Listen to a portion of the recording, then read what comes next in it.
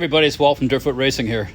Today I'm working on making a new set of foot peg mounts for my purple Haze bike, I call it. And originally I had, on the purple Haze, I had a set of foot pegs, actually these ones right here, and they were welded on solid.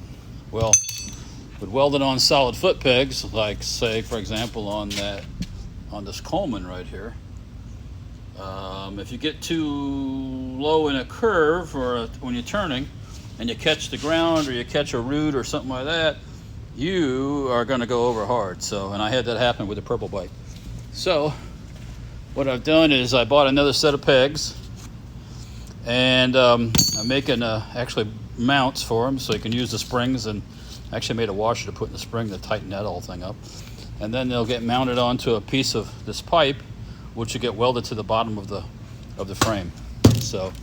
But yeah, that's that modus operandi today. That's where we're making these making mounts for these cool stainless steel foot pegs. So next thing to do is get them get that mount welded onto the frame, and then get the pegs on, and then we're on to the next part of the rebuild on the purple Haze bike, which is getting the disc brakes all mounted up on the back. So stay tuned.